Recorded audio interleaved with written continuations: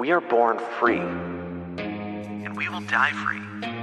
The time in between, though, that's complicated.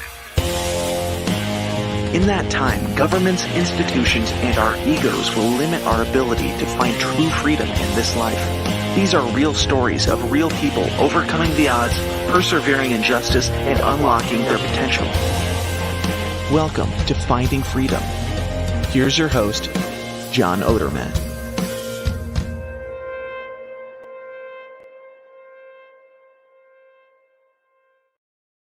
Hey, welcome in to another episode of Finding Freedom here on the Lions of Liberty Network. As I stumble with getting the transition there from the intro, I don't know why. Maybe because it's a Saturday morning, little different time to be bringing the show out today. But I wanted to bring this very important episode and really interesting guest to you. So you get a little bonus here on your Saturday morning, some Lions of Liberty, some Finding Freedom, streaming on Rumble, YouTube, Twitter, Facebook, all of the places. So if you're someone who watches live, thank you. Please be sure to subscribe to one of those channels. If you're someone who watches or listens when the audio comes out on Monday, thank you for that as well. And please be sure to subscribe and leave a review and a comment on your podcasting app if you're a podcast listener. We need some more comments to help with the or some more reviews to help with the algorithm. So, but thank you. Great to have you here. And we're going to get in pretty quickly here with my guest today. And today's topic, I mean, it's right on point of what's in the news. Everyone is talking about Donald Trump. Everyone's talking about the election that is coming up here in November. And we're going to be talking about primarily about one of the most important states in this November election. So let's bring in Cliff Maloney. And Cliff Maloney is a political strategist. He's a commentator, currently serves as the CEO of Citizens Alliance. He has been named the door-knocking guru. I love that. That was after winning something like 300 plus legislative races by deploying teams to knock on over 6 million doors. Now, what we're going to be talking about a lot today is what Cliff is doing now in Pennsylvania. It's an effort called the Pennsylvania Chase, and essentially, and we'll get into the details, but they're trying to turn around this advantage that the Democrats have with mail-in ballots. So, Cliff, welcome to Finding Freedom. John, always great to be on Lions of Liberty Network. Appreciate you guys having me. Yeah, great to have you back here. It's been a couple years, and you've kept yourself busy here, from what I can see. So, for those of you for those out there who maybe don't know you, maybe this is the first time they're hearing your name, if you could give just a little introduction to who Cliff Maloney is. Sure. I'm a former middle school math teacher from the great state of Pennsylvania. 2014, I jumped into the political realm after working for Ron Paul when he was in Congress. I worked there over the summers when I was in college. And in 2016, I was on Rand Paul's presidential campaign. I was in charge of the organization Students for Rand. So we started about 500 chapters. Once that cycle was over, I took over a group called Young Americans for Liberty. And pretty much since 2017, I focused on one thing: taking young professionals, putting them on the ground to try to elect Liberty state legislators. To me, that's been the focus, and it needs to be the focus. So I've really just honed in on that. And one of the states that we've had success in is Pennsylvania. But after the 2022 election, I kept getting calls from different people saying, "Listen, there's a major problem. How did you end up with a Senator John Fetterman?" Right? And we could all dissect that, but it really came down to a problem with the party failing to adapt to these new rules with mail-in ballots. And so my transition is not moving away from Liberty. I'm not becoming a party person. No, we're still doing primaries around the country with my new group Citizens Alliance. But the reality is, in Pennsylvania, there is such a need that in the general election, we are going to pull all of our door teams out of the states that we're working in, and we are going to be all in on chasing ballots in Pennsylvania. Well, that's exciting stuff, being from Pennsylvania myself. And I do want to dig into the details and the numbers because I know you have all of that to kind of track, where we are today compared to where we were in 2020. But let's put that aside just for a moment. And let's just talk about, current events. Obviously, this past week, Donald Trump was just convicted in a sham trial up in New York. Just wanted to get your thoughts on what you think, from a the standpoint of help of Donald Trump being able to get elected in November. Does this help him, hurt him? What do you think? I think the conviction helps him tremendously. And the reason I say that is because I do think normal people watch this and just say, WTH, what is going on here? And so I think, especially in swing states like Pennsylvania and other states that we're in, when you talk to normal blue collar, hardworking people that vote, that they're not really tuned into politics, people have been tuned into this. I mean, this is a national and international story that a former president has been convicted of a crime. And so I think Democrats, once again, have overplayed their hand, and they're not realizing that, sure, in the bubble of the elitist cities and in the country clubs and in these places where, being called a convicted felon is a problem, I think normal people look at this as a political sham. And look, when they can do this to Trump, they can do it to anybody. I mean, I've had people come after me civilly. I've had them come after me criminally. I've had election commissions come after me. I've always beat it all. But it's crazy once you're in that position. And now when normal people see them doing it to a former president, I just think it has to help him. I'm not saying he's going to have a 10-point swing, but I think with a lot of these independents and folks that are still deciding, I think it helps tremendously. Also, it absolutely will increase the fervency in his base, And so once again, even if it doesn't hurt Biden, the amount of people who are now like, you know what, I got no excuse. I got to show up and vote for this guy. They're going after him and they're pissed off. And that will help him in the general election. Yeah, and I mean, just to back that up with a real life scenario, I am or have been in the past a member of the Libertarian Party. Of course, they just had their convention last weekend. It was a crap show, and they ended up nominating a terrible candidate. So I had already decided I wasn't going to vote Libertarian this election. There's some other options which aren't too appealing either. And then when this conviction happened, like you were saying right there, I mean, if they can do this to Donald Trump, but Donald Trump is not the perfect candidate, I think, my audience would agree with me on that. He has a lot of faults, but he is not the establishment. And just imagine if they're doing this to Donald Trump, what would they do, say, if Rand Paul ends up running in 4 years, or pick your liberty candidate? The same thing would happen to them. So more than anything else, I'm going to be voting for Trump because, F you. That's my response to it. It's so I 100% agree. I think it is going to fire up his base, and it is going to bring up people who were just kind of on the fringes and weren't 100% sure it's going to push them over to vote for Trump. Let's start digging into some of the numbers in Pennsylvania. I mean, for those out there who maybe don't follow this closely, maybe you could start by breaking down why Pennsylvania is so important in this election. Yeah, so if you look at the swing states, the ones that could go either way, let's say if you're very loose with your description, there are probably 8 or 9 of them. But most of the time, the 5 out of those 8 or 9, there are 5 states where they've changed the rules to now allow for some sort of ballot harvesting or ballot chasing. And so you've got Pennsylvania, you've got Michigan, Georgia, Arizona, and Wisconsin. Now, Pennsylvania is one of the top priorities because to really win the White House, you're going to have to win PA. And in Pennsylvania, what they did is during COVID, by the way, these are Republicans who let these rule changes go through. Don't give them a pass. But what happened was the Republicans changed the rules to allow for 50 days of mail-in ballots. They were afraid they were going to be called racist if they didn't do this. And so they were pressured into it, and they let it happen. Well, the rules never got changed back.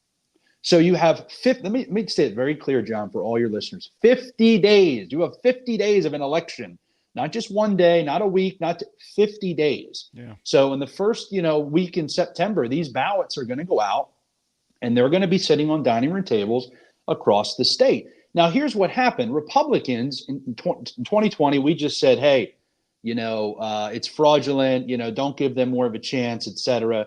2021, the excuse was, well, we're going to try to fix it in the courts. They didn't do that. So then in 2022, it was, well, we're going to fix it through the legislature. They didn't do that. And so in 2023, they were like, all right, well, maybe the party will adapt. And the party was an abysmal failure because they just don't have the resources. They don't know how to do this. It's not something the party's ever had to do. The party's used to sending mail and doing TV ads. That's what they do. God, great. It's fine. But we kind of hit a point after 2023 where somebody said, well, something has to happen. And so Turning Point has stepped up and they're focusing on Georgia, Arizona, and Wisconsin. And that leaves PA and Michigan.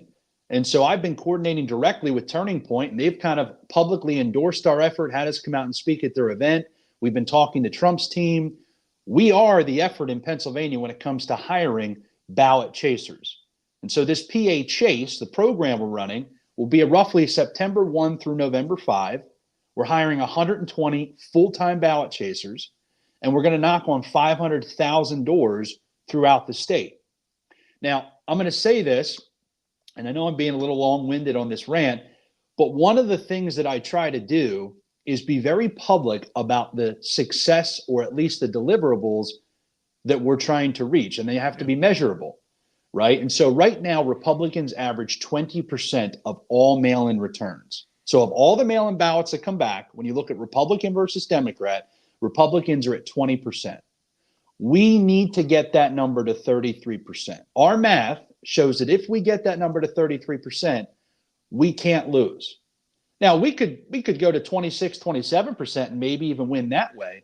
But I'd rather be public, I'd rather be bold, and I'd rather go for what I think is the competitive number for us to dominate again in Pennsylvania. That's what we're aiming to do with the PA Chase. And I ask everybody, hold me accountable to that 33% number. That's where we need to be. Yeah. And it's so important to have metrics to measure against too. So I like that a lot. And, for people who might be questioning or might be saying to themselves, well, why do Republicans need to do, chase mail-in ballots? Why can't they just, go on election day? Because there's something that, behind it where Republicans think, they have to count my vote if I'm there in person and I put it in and it might get lost in the mail. I think there's an element of that. But if you just think about it from, purely a statistical standpoint, if you have someone that is, 80% or 90% likely to vote, that's a very high likelihood.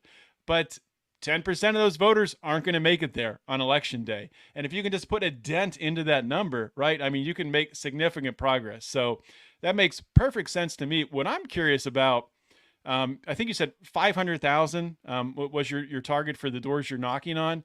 What goes into, determining who those people are, who you prioritize?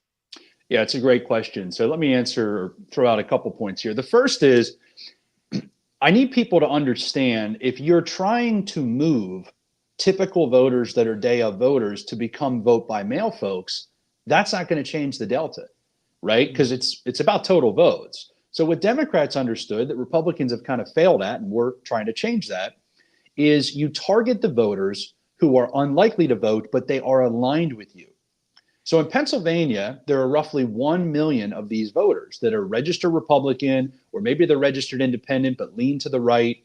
There's 1 million of those. And so right now, folks are using an app we've developed called the PA Chase. People can go on Android or Apple stores, PA Chase. You download the app, and volunteers throughout the state are targeting those 1 million folks that have voted in either 0, 1, or 2 of the last 4 general elections. So we call those low propensity disengaged voters, but they're aligned, John. And so what happens is if you send them, if they request a ballot, it's sitting on their dining room table for 50 days, right? They become significantly more likely to vote. And this is what Democrats have done since the rule change back in 2020, is they don't target 404 voters that are going to show up on election day. They target these low propensity disengaged voters to get them to have a ballot. Now, when you're asking me about the 500,000 we're going to target, anybody that tells you they know where they're going to target right now is either a horrible strategist or a liar. And here's why. Every week, we're looking at the numbers right now. We're looking at the trends, and we're understanding where are the requests in terms of each county, even in terms of townships, municipalities, and we're trying to find our heat map of where we want to be. We plan on having about 10 to 12 Airbnbs throughout the state, but it's going to come down to a couple things. One is just going to be raw requests from people that are aligned, right? And so every single ballot has Donald Trump on it. But there's down ballot races that'll also play a part in this. Scott Perry, former Freedom Caucus chairman. We plan on helping Scott Perry tremendously in his congressional race because he's a huge target of the DNC and he's one of the most righteous people in Congress. So that overlap will definitely spend a lot of time there. And then you have state house and state senate candidates that are champions of liberty. You know, we've got about 30 people across Pennsylvania at the state level that are rock solid liberty conservatives. And so we're also going to overlay those areas because, like I said, Trump doesn't care. He's on every ballot. The rest of the statewide ticket, they don't care. They're on every ballot. So they love any of the work that we do. They don't care where it is. But what we're trying to do is kill two birds with one stone by focusing in on some of the liberty races to help our people at the state level, or as I said, Scott Perry at congressional level. But those are the double dips where we're trying to figure out where we'll be. But it's a simple process. You go to the door 50 days out. Bob, I know you just got your ballot. You know, we want you to vote for the red ticket, and we want to make sure you get it in. Can you commit to having it in today? He says, yes, we mark it on our phone. A week later, we're checking to see the returns. If Bob hasn't voted yet, guess what? We're back banging on Bob's door 7 days later. Bob, we're back. You know, we checked. You haven't voted yet. So you can actually check and see if someone submitted their mail-in ballot? Every 24 hours, the counties are supposed to update it. Some of them are a little, slackish, and they'll do it every 72 hours. But that's the secret that the Democrats use. It's not, I don't want to call it manipulation, but it is kind of just, annoyance. Right? We've seen some of their scripts. I mean, you go back to Bob's door the second time. Oh, yeah, I'm going to send it in. A week later, he still hasn't sent it in. You're back at Bob's door. And he's like, Jesus, what do I got to do to make you people stop coming? Bob, it's easy. Just send in your ballot. Right? Yeah. And they're not going to switch their votes to somebody else because you're pissing them off. But the second that they are voted, guess what? They're useless to you. Right? They're already in. So you're not chasing their ballot anymore. And so this is what Democrats, the whole culture, I'm not saying it was some secret operation that they, they just have a culture where they don't mind, and they had the benefit of being able to go back and go back. We as Republicans, if Susie said, oh, Cliff, I'm going to vote on election day, and 2 days after the election, we checked the rolls and she didn't vote, we don't have an opportunity to go back to her. And when she says, oh, my son had soccer practice, I missed it, it's over. So Democrats, in effect, have had 50 opportunities to vote, 50 days of an election, and Republicans have one. And we saw this in Arizona during the 2022 race. The ballots that were printed on election day were 2 inches too long. Some were 2 inches too short. Polls, the lines were super long. They weren't staffed. So if all of a sudden your people are going to show up on one day, they can cause any problems, and it eats into your numbers. So we've got to change that culture, but it's those million low propensity that we're targeting to try to get them to become more likely to vote. Yeah, makes perfect sense to me. So when we look at Pennsylvania, comparing 2020 to today, can you maybe break down, what the difference was in 2020 with Joe Biden winning, and what you've seen? I know I've seen some of your tweets recently, seeing that the voter registrations have been skewing Republican here recently. Yeah, so a couple numbers to share with your viewers. Number one, 2020, Joe Biden had roughly 2 million mail-in votes to Trump's 600,000. Now, for Fetterman and Oz in 22, this is fascinating to me because I'm really trying to predict one thing, and that is, where do Democrats fall in 24, right? What is the raw number that they land on? So in 2020, one more time, Biden had roughly 2 million to Trump's 600,000. Oz dropped way down. I think he was at like 230,000. To Fetterman having 1 million. So you look at the raw amount, it got cut in half for pretty much both. But the Democrats, that's huge. You go from 2 million to 1 million. Does that go back up to 2 million? Right? Are they doing this program even better and they land at 2.3 or 2.4? Or was that just because it was post-COVID? And so those are the trends we're looking at. But look, registration across the state has been amazing in our favor. Obviously, it depends on Philadelphia and Pittsburgh for some of the Democrat turnout. But the reality is, a lot of these counties are trending red. The statewide advantage for Dems has been cut on different levels. And the biggest thing that is interesting to me is this motor voter. So Josh Shapiro put in place that anytime you get an updated license or anytime you go in, if you're getting your driver's permit or your license for the first time, you get registered to vote, obviously, if you're 18 or older. And so it's not an opt-in, it's an opt-out. You can opt out, I guess, when you're there, but if they're asking you, most people just say yes. Well, they thought this was going to be a huge win for Democrats. It turns out more people using that motor voter registration Republicans are beating Democrats. And so across the board, I just think the energy's with Trump. I think, you've got wars in foreign countries that are kind of ravaging. You've got campus protests that are kind of through the roof. You've got the border wide open, and you've got a president that can't put his shoes on. And so in my mind, I just think that everything is trending towards Trump. The energy's there. But the thing that always gets me is that doesn't mean that, we can sit back. This is the time where the Democrats, they're serious people. They're paid operatives. They know what they're doing. And we have to match them at their game.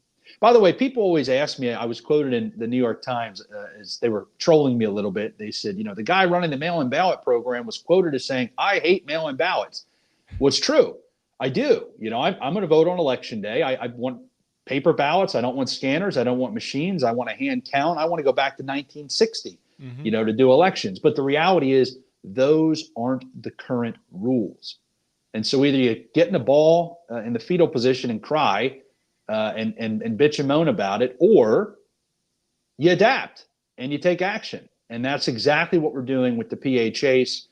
Folks can check it out at pachase.com. They can sponsor a ballot chaser. It costs us roughly $170 a day to be able to put somebody on the ground, pay them food, gas card, lodging. And, we think it's going to be what controls the White House. And heck, Dave McCormick, the Senate candidate, we might be able to flip the Senate through Pennsylvania. And if the one thing in Pennsylvania that's missing is we don't hire ballot chasers, we're trying to change that. Yeah, I'm glad you brought up Dave McCormick, because I think it's interesting from what at least I've seen in the polls, where in Pennsylvania it's from what I've seen, Trump and Biden are pretty much 50-50. One's up in one, one's up in another. But it seems like Casey has had like a 4 to 5 point lead over McCormick here. Do you think that's real? What could cause that? Do you think McCormick actually has a pretty good shot, as much as a shot as Trump, of winning Pennsylvania? Yeah, I do. And the reason I do is, I think Dave's a great candidate in terms of resume. He'll be fully funded. He looks good. I hate to say that, but I've learned, in elections, you got to appear. If John Fetterman can get elected, maybe my algorithm is a little off. But no, I think the toughest thing for Dave is Casey. Casey is a great candidate. And I don't mean that in a way that I respect or support him. I mean that in the way that I don't respect him, and I would never support him because he stands for nothing. But in the political arena, he is kind of one of those perfect candidates that he doesn't take any stances. You don't ever see him. A lot of people wouldn't know him if they tripped over him, right? He doesn't do much of any media, and he's been running on his dad's name for the last, 3 to 4 cycles. And so I think he's just tough to beat. Now, the reason I give McCormick a great shot, one, Trump is on the ticket, which is just going to drive turnout for Republicans. And two, you have a newcomer to the race. I know McCormick ran as in the primary last time, but you have a first-time general election candidate.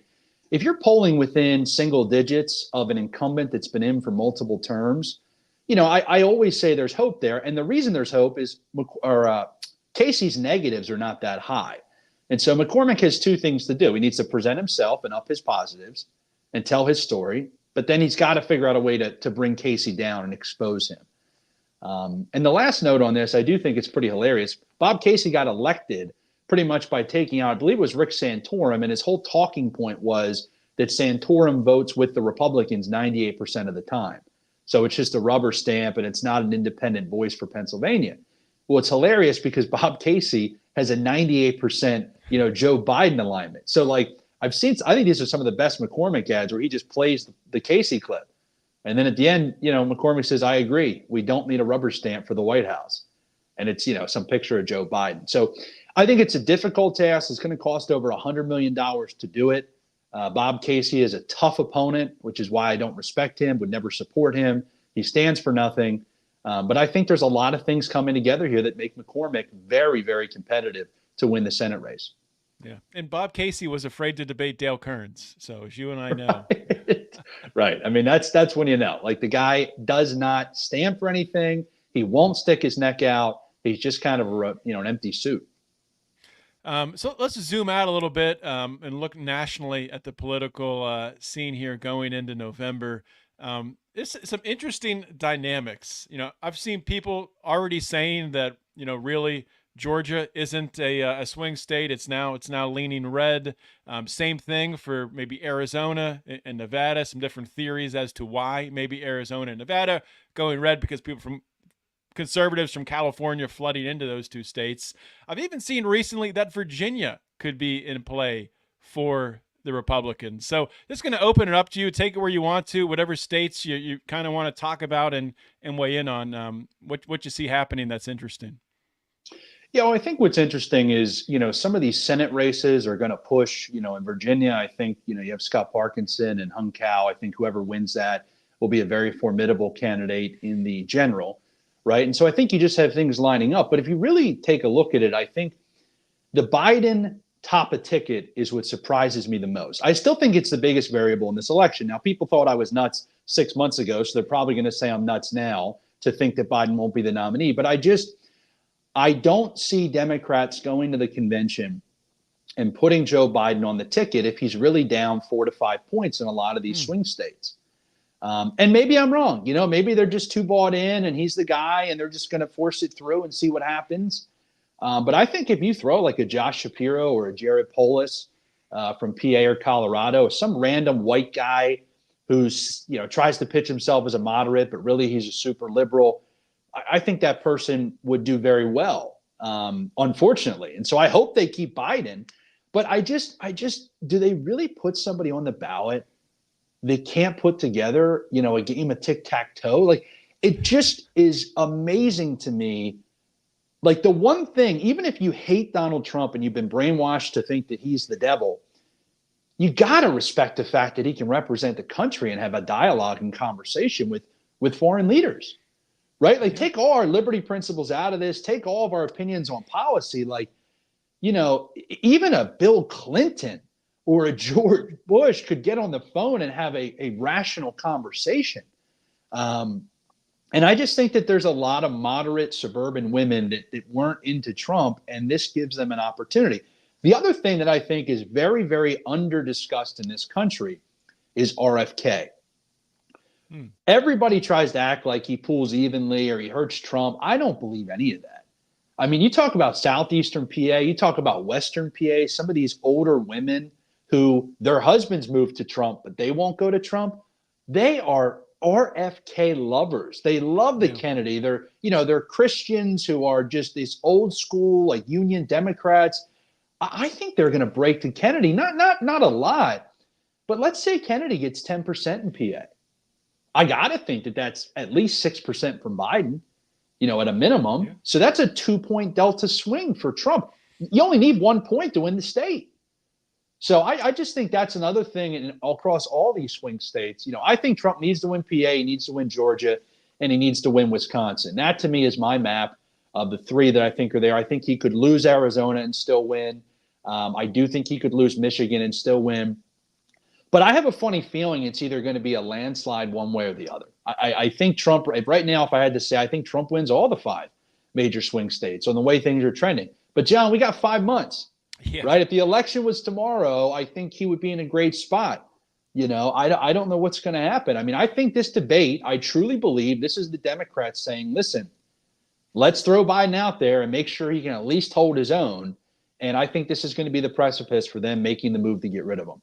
If he goes out there and shits his pants on the national stage, I mean, literally, what are you going to do? You can't have the guy as your, it's a health thing and we need to do what's best for the country. And, I don't think it's going to be a Gavin Newsom. I don't think it's going to be a Michelle Obama. I think you're going to come up with some random, coalition. Safe from Hillary Clinton too? Yeah, I just don't. I think all the, it's like when people think about VP picks and they throw out all these names and it's like, no, like it's just, it's not going to be Aaron Rodgers, right? I mean, maybe for RFK, but Joe Rogan is not. I just think a lot of these people are not really serious anymore. Like Michelle Obama, they're making too much money. She's not going to jump back into the ring to potentially damage her name. So I think that the debate will be a good test to see. And I don't know if they're going to let RFK in or not. But I just really think it's an opportunity here for them to get rid of Joe Biden. So speaking of VP, who do you think Trump's VP will be? Do you think it'll be Tim Scott? He seems to be like a front runner right now. Who do I think it will be, or who do I want it to be, or both? Well, that's a good question, because I mean it's complicated, because probably what would politically, from my perspective, what would give Trump probably the best chance of winning is Nikki Haley, who I can't stand and would be horrible. But I don't know. What are your thoughts on it? No, if it's Nikki Haley, I probably will stop doing anything to help. And I'll say that on record here. I think she is an enemy of the people. I think she's a neocon globalist. I think she's a war criminal. And, her signing those bombs the other day. Yeah. Oh, my God. Sick people, very corrupt and weird behavior, creepy. So I would love for it to be Vivek. I think Vivek is the future. I think Ramaswamy talks to all generations. I think he's forward thinking. I think he attacks those that need to be attacked, and he does it properly and backs it up with fact. I think Vivek is somebody that could really own a narrative and drive the country behind Trump and the push to different folks that we're not able to reach. I don't think it'll be Vivek. I think it'll be Doug Burgum out of North Dakota. I do. I think Doug Burgum is Mike Pence without going negative on Trump, and a billionaire. So, Burgum is kind of rebranding himself now on the national scene. He was not that great as governor in terms of some of the battles locally, legislatively. He would go after a lot of the conservatives, and it's a whole weird dynamic. But once he jumped on the national scene, I like the way he sounds. I like the things he's saying. He's talking about America first. He's talking about, some of the things that obviously Trump would agree with. And a lot of those principles we agree with. So I think Burgum has money. I think he's not going to overshadow Trump. I don't think there's anything in his closet. And I think, Trump likes that. Now, it could be a Tim Scott. It could be a Ben Carson. But those, I think, are the three that if you had a gun to my head, they would be the most likely that I think would be selected. But right now, I think it's Burgum. I mean, he flew Doug Burgum and his wife to that Wildwood huge rally and introduced Burgum and the wife. He's never done that for anybody else. And that to me was like a little slip of the tongue of, and maybe I'm wrong. Maybe he's just going to be in the cabinet. Maybe he's secretary of, I don't know, one of the cabinet positions. But I just think he's getting very close to Trump. He's got tons of money. And I think he's going to be in a position to be the VP. Well, that's interesting, man. And this has been a really interesting conversation. I definitely learned some things here today. So before I let you go, if you could just, give people, your plugs, where they can find out about PHAs, or if they want to get involved, anything else you're working on, just let people know. Yeah. Well, one, I'll tell you, Rick Becker is running for Congress in North Dakota. Everybody should check out Rick. He's a patriot. It's probably our best chance of getting a Liberty candidate in. It's only a primary, but it's statewide. There's only one congressional seat. And he's up against a complete rhino, complete sellout, very much a globalist. And it's going to be a battle. It's going to be a close race. It'll definitely be single digits one way or the other. So I really encourage people, Rick Becker, 2024.com. That's my big plug for a candidate. But PHACE, you guys can all find it at PHACE.com. If you're looking to be a ballot chaser, we're hiring. Had over 400 people apply, but would love to get folks in the pipeline, get you set up with an interview.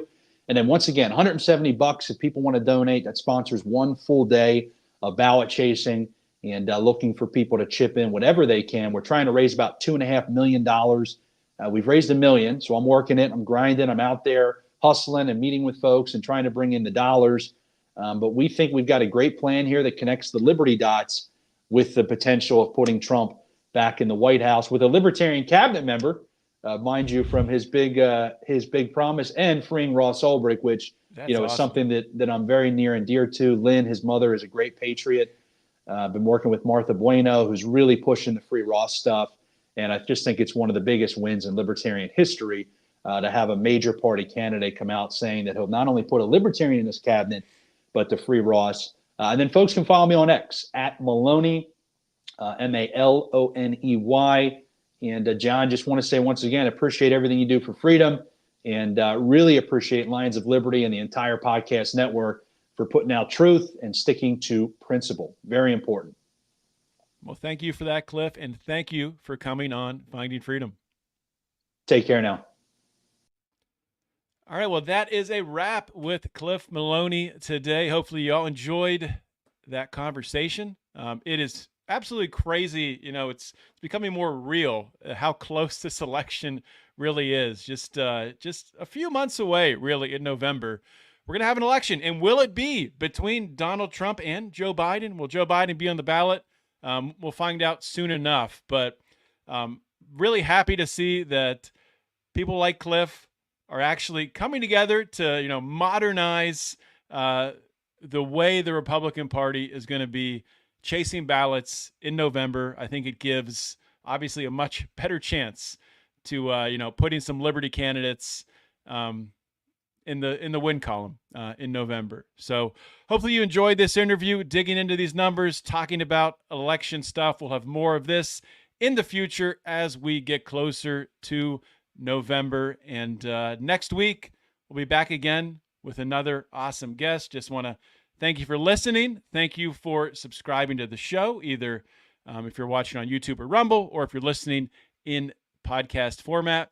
And if you like what we're doing, what Brian and I are doing here at Lions of Liberty, please consider joining the Lions of Liberty Pride. We've been talking about it a lot. We now have a Telegram channel open to anybody and a Telegram group that is open to Pride members. So look into to joining us with that on Patreon or on Locals.